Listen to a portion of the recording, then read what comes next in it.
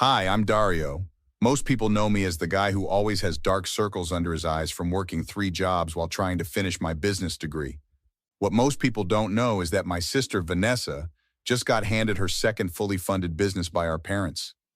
Dario, honey, could you grab that box of files before you head to your shift? Mom called from the kitchen where she was arranging a congratulatory bouquet for Vanessa's new boutique opening. Sure, Mom. The one in the garage? I asked, already knowing the answer but hoping for a moment of recognition. Yes, sweetie. The grand opening is tomorrow, and your father and I want everything to be perfect for Vanessa's big day. Dad walked in, checking his watch. Shouldn't you be at work by now? You know how important it is to maintain good standing with your employers. I still have 20 minutes before my shift at the warehouse, Dad. Then classes until 9 and the night shift at the gas station after. Well, that's the price of education these days, he said dismissively. When I was your age, you had a full scholarship and your parents paid for your apartment. You've told me, I replied, trying to keep the bitterness from my voice.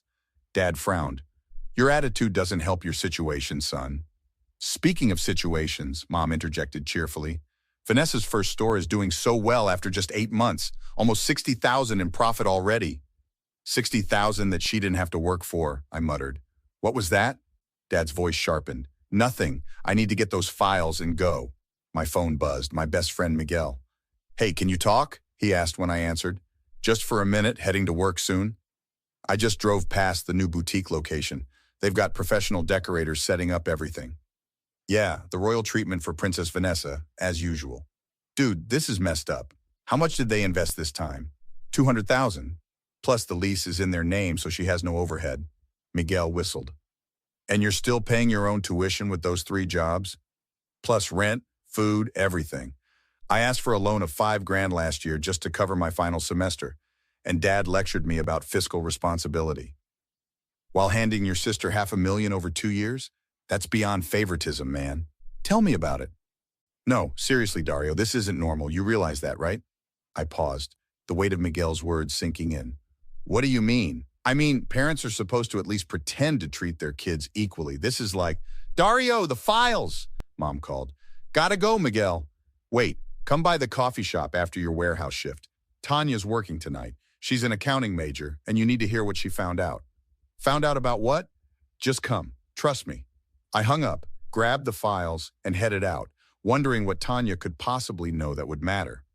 It wasn't until I met them that night that I discovered the truth that would change everything.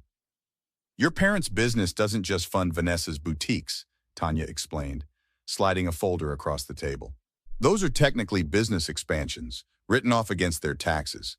But this, she pointed to a highlighted line tool, this is the money they've set aside for each of their children's education.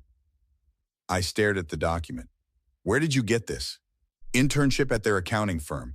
I shouldn't have access, but there's an education fund in my name with $300,000 in it, I whispered, shock washing over me. That they never told you about, Miguel finished, while I've been working myself to death to graduate. Tanya nodded grimly. And there's more. What do you mean there's more? I asked Tanya, staring at the documents spread across the coffee shop table. She tucked a strand of hair behind her ear, lowering her voice. Your parents have been funding Vanessa's businesses through a family trust that's supposed to benefit both children equally. There's a separate fund for each of you. Yours has never been touched. Miguel leaned forward. So they've been sitting on Dario's money while he's killing himself working 3 jobs? Essentially, Tanya nodded. And technically half of each new business venture should be in your name too, Dario. That can't be legal, I muttered, flipping through the papers. It's in a gray area, Tanya replied. The trust was set up by your grandparents with specific language about equal distribution. I need to talk to Aunt Lena, I said suddenly. She was executor of Grandpa's estate. Miguel raised his eyebrows. The one who always fought with your mom? Exactly why I need to talk to her. The next day, I sat in Aunt Lena's immaculate living room, watching her face darken as I explained what Tanya had found. Those manipulative, she stopped herself. I knew something was wrong. When they stopped sending me the annual trust reports, your grandfather would be furious. So it's true? There's money that should have been going to my education? Aunt Lena got up, opened a locked drawer, and pulled out a thick folder. Your grandfather set up the trust to ensure both his grandchildren would have equal opportunities. Education first, then business ventures. But they've given Vanessa 2 businesses already. Without touching your portion of the education fund? Her eyes narrowed. That means they've been dipping into the business development fund prematurely. Can they do that? Not without violating the terms of the trust. She flipped through several pages. Have you spoken to your sister about this? Vanessa, no, we barely talk anymore. You should. She might not even know, I scoffed. She drives a Mercedes they bought her while I take the bus between jobs. Still, family trusts are complicated. Sometimes people only hear what they want to. That evening, I found Vanessa at her first boutique, directing employees about the upcoming second location launch. Dario, she exclaimed when she saw me. Come to finally see the family business? That's actually why I'm here, I said. Did you know our grandparents left both of us money for education and business development? Her smile faltered slightly. Well, Mom and Dad handle all the financial stuff. So you don't know about the trust that's supposed to benefit us equally? Look, Dario, she lowered her voice, glancing at her employees. Let's talk in the back. Once alone, her demeanor changed completely. Of course I know about the trust. Mom and Dad explained everything years ago, including how they've been using my portion to fund your second boutique. They said you weren't interested in the family businesses, that you wanted to make it on your own, she made air quotes, while working 3 jobs to pay for the education that was already funded. Don't blame me for your choices, she snapped. I accepted their help. You could have too. They never offered. My voice rose despite myself. Maybe because you were always so determined to prove yourself without handouts. That's what you called my first store, remember? A handout? Because I didn't know the truth. Well, now you do, she said coldly. What are you going to do about it? Sue your own parents? Her words hung in the air between us, and for the first time I realized that was exactly what I might have to do. Sunday dinner at my parents' house had always been mandatory when I wasn't working. This time I arrived with a folder tucked under my arm and Miguel waiting in his car outside, moral support, and a guaranteed escape route. Dario, right on time, Mom greeted me with her usual cheery tone. Your father's carving the roast and Vanessa's bringing dessert from that new bakery by her shop. We need to talk, I said flatly, about the family trust. The serving spoon in her hand clattered against the counter. What? Dad appeared in the doorway, carving knife still in hand. What's this about a trust? The one Grandpa set up, the one that was supposed to pay for my education and give me equal business opportunities to Vanessa. Mom's face paled. Dad's reddened. Who's been filling your head with... Don't, I interrupted. I've seen the documents. Aunt Lena showed me the original trust agreement. Your aunt has always been jealous of... Stop lying! I slammed my hand on the counter. 3 jobs, Dad. I've been working 3 jobs and taking out loans while you had hundreds of thousands sitting in an account with my name on it. The front door opened, and Vanessa walked in carrying a bakery box. What's going on? Your brother's making ridiculous accusations, Dad said. I turned to Vanessa. Did you tell them about our conversation? She avoided my eyes. I mentioned you were asking questions. Of course you did. I opened my folder and spread the documents across the kitchen island. Bank statements, trust agreements, and accounting records. Pretty ridiculous, right? Mom reached for the papers. Where did you get these? Does it matter? They're real. You've been stealing from me while watching me struggle. We did not steal, Dad's voice boomed. We invested your portion as we saw fit, in Vanessa's businesses, without my knowledge or consent. You were always so determined to do everything yourself, Mom said.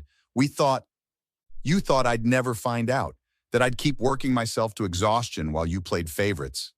We don't play favorites, Dad scoffed. Vanessa actually laughed. Seriously, Dad, even I know that's not true. Dad pointed the carving knife at her. Stay out of this, Vanessa. No, let's hear from her, I challenged.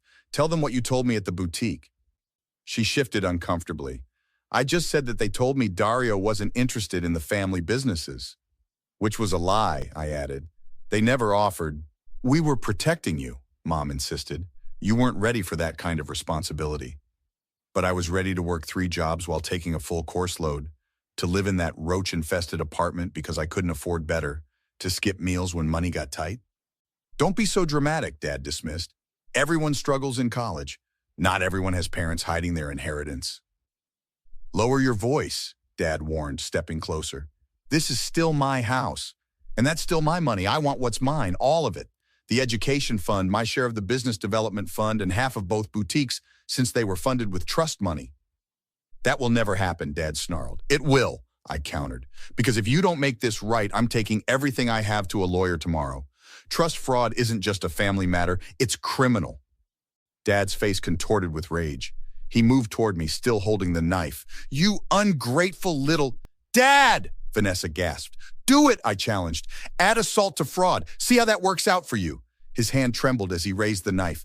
Get out of my house. Richard, Mom cried. Get out, he roared, swinging the knife in a wide arc that sent a vase crashing to the floor. I backed toward the door. You'll be hearing from my lawyer. Mr. Acosta, please explain to the court how you discovered the discrepancies in the family trust. My lawyer, Miss Patel, requested, as I sat in the witness stand 3 months later. I detailed everything, the conversation with Tanya, Aunt Lena's confirmation, and the confrontation with my family. And what happened after you confronted your parents? Miss Patel asked. My father threatened me with a carving knife and ordered me out of the house. Objection. Characterization, my father's attorney called out. Sustained, the judge responded. Miss Patel rephrased. Can you describe your father's exact actions with the knife? He raised it while advancing toward me and swung it in an arc that broke a vase. He was shouting at the time. Were you in fear for your safety? Yes, I answered, meeting my father's gaze across the courtroom. I believed he might hurt me. Did your mother attempt to intervene? She called his name, but made no move to stop him. From the corner of my eye, I could see my mother crying silently. My father stared straight ahead, jaw clenched. Vanessa sat apart from them, her expression unreadable. After the hearing, the judge ruled in my favor on all counts. My parents were removed as trustees, ordered to repay all misappropriated funds with interest, and Vanessa's businesses would be restructured with me as 50% owner unless she chose to buy me out. Outside the courthouse, Vanessa approached me. Can we talk? We walked to a nearby bench, sitting with careful distance between us. I didn't know it was this bad, she began. I mean, I knew they favored me, but I thought you were just being stubborn about accepting help. That's what they wanted you to think. I know that now. She twisted her hands in her lap. I'm selling the second boutique to buy you out of the first one. It's only fair. You don't have to do that. I do, actually. For myself as much as for you. She paused. I'm sorry, Dario. I should have questioned things more. I didn't respond. Can we ever get past this? She asked quietly. As business partners, maybe. As family. I shook my head. I don't know. They're our parents, Dario. They made terrible mistakes, but... Mistakes? I cut her off. They deliberately kept what was rightfully mine while watching me struggle. That's not a mistake. That's cruelty. They've lost everything now. Dad's reputation, Mom's social standing, and I lost years of my life working until I was sick, taking out loans I didn't need, living in poverty when I should have been comfortable. Some losses can't be balanced, Vanessa. 2 weeks later, Miguel helped me move into my new apartment, paid for with my rightfully restored funds. So the mighty have fallen, he observed, placing the last box in my living room. Your dad's company taking a hit? The fraud investigation is affecting their reputation. Several clients have pulled out. And your mom? Still texting daily apologies, still claiming they did it for my own good.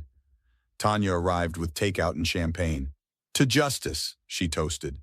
We clinked glasses as my phone buzzed with another message from Mom. Please, Dario, we're still family. We can work this out. I deleted it without responding. Are you going to Vanessa's buyout meeting tomorrow? Aunt Lena asked, joining our small celebration. Yes, it's just business now. And your parents? They made their choice years ago, I said firmly. I've made mine now. Later that night, after everyone had left, I stood on my balcony overlooking the city. For the first time in years, I wasn't exhausted from juggling multiple jobs. I had completed my degree. The trust funds were under proper management, and my future was secure, not because of family support, but because I'd fought for what was rightfully mine. My phone rang, Dad's number. I declined the call and blocked it. Some betrayals cut too deep for second chances. Some lessons come at too high a price for forgiveness to be an option. Have you ever had to stand up against your own family to get what's rightfully yours? What would you have done in my situation?